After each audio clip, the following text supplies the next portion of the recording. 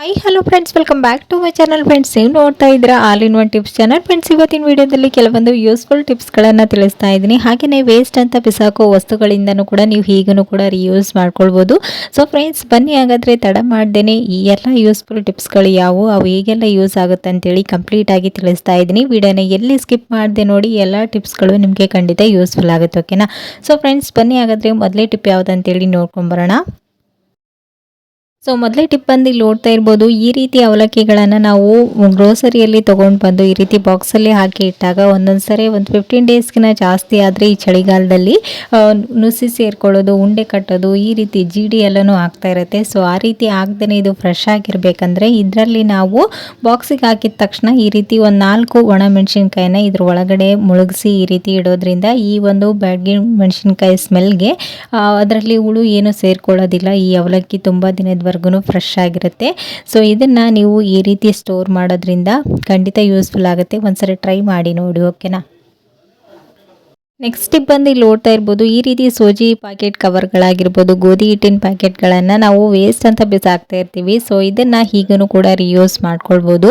So ಇಲ್ಲಿ ನೋಡ್ತಾ ಇದ್ರೆ ಇವಾಗ ಈ ಒಂದು ಕವರ್ಗಳನ್ನು ನೀಟಾಗಿ ಈ ರೀತಿಯಾಗಿ ಕಟ್ ಮಾಡ್ಕೊಂಡಿದ್ದೀನಿ. ಇದ್ರ ಮೇಲ್ಗಡೆ ನೀವು ಹೋಳಿಗೆ ಶೀಟ್ ಥರನೂ ಕೂಡ ಯೂಸ್ ಮಾಡ್ಬೋದು.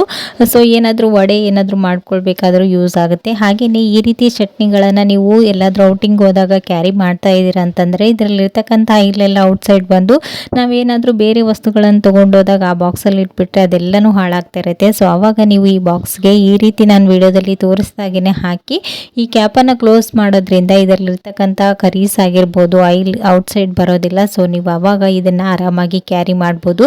ಸೊ ಈ ರೀತಿ ಕವರ್ಗಳನ್ನು ವೇಸ್ಟ್ ಅಂತ ಬಿಸಾಕೋ ಬದಲು ಈ ರೀತಿನೂ ಕೂಡ ಒಂದ್ಸರಿ ರಿಯೂಸ್ ಮಾಡ್ಕೊಂಡು ನೋಡಿ. ಓಕೆನಾ?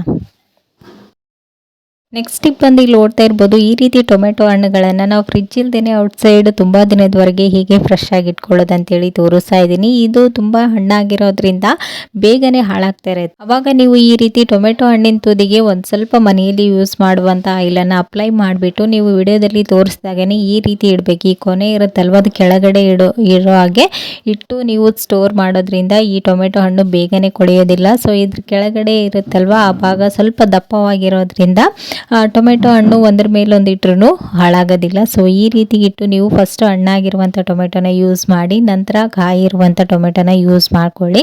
ಸೊ ನೀವು ಫ್ರಿಜ್ ಇಲ್ಲದೆ ಈ ರೀತಿ ಇಡೋದ್ರಿಂದ ಒಂದು 15 ಡೇಸ್ವರೆಗೂ ಇದು ಫ್ರೆಶ್ ಆಗಿರುತ್ತೆ. ಸೊ ಈ ಒಂದು ಟಿಪ್ಸ್ ಕೂಡ ಖಂಡಿತ ಯೂಸ್ಫುಲ್ ಆಗುತ್ತೆ. ಒಂದ್ಸರಿ ಟ್ರೈ ಮಾಡಿ ನೋಡಿ. ಓಕೆನಾ?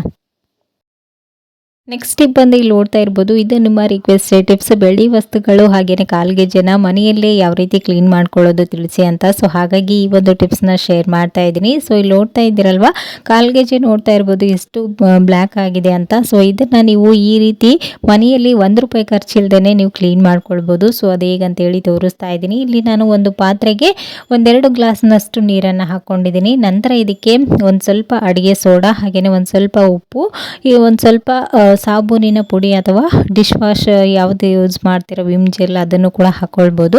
ಸೊ ಇದನ್ನು ಹಾಕಿದ ನಂತರ ಲಾಸ್ಟಲ್ಲಿ ನೀವು ಈ ರೀತಿ ವೈಟ್ ಕೋಲ್ಗೇಟನ್ನು ಹಾಕ್ಕೊಳ್ಬೇಕು. ಈ ರೀತಿ ಹಾಕೋದ್ರಿಂದ ಬೆಳ್ಳಿ ವಸ್ತುಗಳು ತುಂಬಾ ಶೈನಿಂಗ್ ಆಗಿ ಬರುತ್ತೆ. ಹಾಗೆಯೇ ಇದರಲ್ಲಿರ್ತಕ್ಕಂಥ ಕೊಳೆ ಕೂಡ ಬೇಗನೆ ರಿಮೂವ್ ಆಗುತ್ತೆ. ಸೊ ಇವಾಗ ಇವೆಲ್ಲವನ್ನು ನೀಟಾಗಿ ಮಿಕ್ಸ್ ಮಾಡಿಕೊಂಡು ಇದನ್ನು ಒಂದು 5 ಮಿನಿಟ್ಸ್ ಅಥವಾ 10 ಮಿನಿಟ್ಸ್ವರೆಗೂ ನೀಟಾಗಿ ಕುದಿಸ್ಕೊಳ್ಬೇಕು.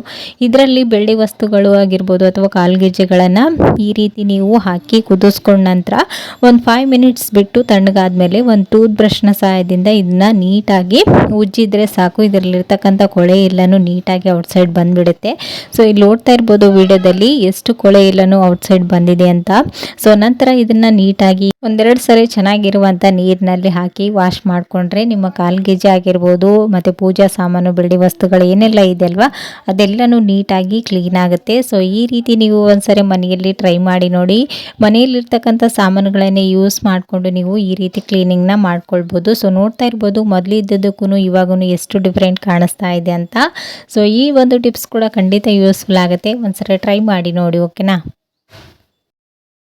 ಸೊ ನೆಕ್ಸ್ಟ್ ಟಿಪ್ ಬಂದು ಇಲ್ಲಿ ನೋಡ್ತಾ ಇರ್ಬೋದು, ಇವಾಗ ಸಂಕ್ರಾಂತಿ ಹಬ್ಬ ಅಲ್ವಾ, ಸೊ ಶೇಂಗಾ ಹೋಳಿಗೆ ಎಲ್ಲನೂ ಮಾಡ್ಕೊಳ್ತೀರಾ. ಸೊ ಅವಾಗ ಈ ಒಂದು ಟಿಪ್ಸ್ ಖಂಡಿತ ಯೂಸ್ಫುಲ್ ಆಗುತ್ತೆ. ಸೊ ಇಲ್ಲಿ ನೋಡ್ತಾ ಇದ್ರಲ್ವಾ, ಶೇಂಗಾ ಸಿಪ್ಪೆನ ನಾವು ರಿಮೂವ್ ಮಾಡಬೇಕಂದ್ರೆ ಸೊ ಈ ರೀತಿ ಮಾಡ್ತಾ ಇರ್ತೀವಿ. ಅದು ಫ್ಯಾನ್ ಗಾಳಿಗೆ ಅದೆಲ್ಲ ಔಟ್ಸೈಡ್ ಹೋಗ್ತಾ ಇರುತ್ತಲ್ವ. ಸೊ ಅವಾಗ ನೀವು ಈ ರೀತಿ ಒಂದು ಬಟ್ಟೆ ಬ್ಯಾಗ್ ಅಥವಾ ಒಂದು ಕರ್ಚಿಫಲ್ಲಿ ಈ ಶೇಂಗಾನ ಹಾಕಿ ಈ ರೀತಿ ಒಂದೆರಡು ಸರಿ ಟ್ಯಾಪ್ ಮಾಡ್ಕೊಳ್ಬೇಕು. ನಂತರ ಈ ರೀತಿ ಬ್ರಷ್ ಮಾಡಿದರೆ ಸಾಕು, ಆ ಶೇಂಗಾ ಸಿಪ್ಪೆ ಎಲ್ಲನೂ ನೀಟಾಗಿ ರಿಮೂವ್ ಆಗಿರುತ್ತೆ. ನಂತರ ನೀವು ಒಂದು ಪ್ಲೇಟಲ್ಲಿ ಹಾಕಿ ಇದನ್ನು ಸಿಪ್ಪೆನ ತೆಗೆದುಕೊಂಡ್ರೆ ಆಯಿತು. ಈಸಿಯಾಗಿ ನೀವು ಸೆಕೆಂಡ್ಸ್ಗಳಲ್ಲಿ 1 kg ಅಷ್ಟು ಶೇಂಗಾ ಸಿಪ್ಪೆನ ರಿಮೂವ್ ಮಾಡ್ಬೋದು. ಸೊ ಈ ಒಂದು ಟಿಪ್ಸ್ ಕೂಡ ಖಂಡಿತ ಯೂಸ್ಫುಲ್ ಆಗುತ್ತೆ, ಒಂದ್ಸರಿ ಟ್ರೈ ಮಾಡಿ ನೋಡಿ. ಶೇಂಗಾ ಸಿಪ್ಪೆನ ನೀವು ಕಂಪ್ಲೀಟ್ ಆಗಿ ರಿಮೂವ್ ಮಾಡೋ ಹಾಗಿಲ್ಲ, ಆ ರೀತಿ ಮಾಡೋದ್ರಿಂದ ಶೇಂಗಾ ಹೋಳಿಗೆ ತುಂಬಾನೇ ಎಣ್ಣೆ ಬಿಟ್ಕೊಳ್ಳುತ್ತೆ. ಸೊ ಹಾಗಾಗಿ ನೀವು ಈ ರೀತಿ 50-50 ಇರುವಷ್ಟನ್ನೇ ನೀವು ಕ್ಲೀನ್ ಮಾಡಿಕೊಂಡು ಯೂಸ್ ಮಾಡ್ಬೋದು. ಓಕೆನಾ. ಸೊ ಫ್ರೆಂಡ್ಸ್, ನೋಡಿದ್ರಲ್ವಾ ಇವತ್ತಿನ ಈ ಎಲ್ಲ ಟಿಪ್ಸ್ಗಳು ನಿಮ್ಗೂ ಕೂಡ ಖಂಡಿತ ಯೂಸ್ಫುಲ್ ಆಯ್ತು ಅಂತ ಅನ್ಕೊಂಡಿದ್ದೀನಿ. ಯೂಸ್ಫುಲ್ ಆದರೆ ಪ್ಲೀಸ್ ಒಂದು ಲೈಕ್ ಕೊಡೋದನ್ನು ಮರಿಬೇಡಿ. ಮತ್ತು ನಾಳೆ ಹೊಸ ಟಿಪ್ಸ್ಗಳೊಂದಿಗೆ ಮತ್ತೆ ನಿಮ್ಮನ್ನ ಮೀಟ್ ಮಾಡ್ತೀನಿ ಫ್ರೆಂಡ್ಸ್. ಅಲ್ಲಿವರೆಗೂ ಟೇಕ್ ಕೇರ್,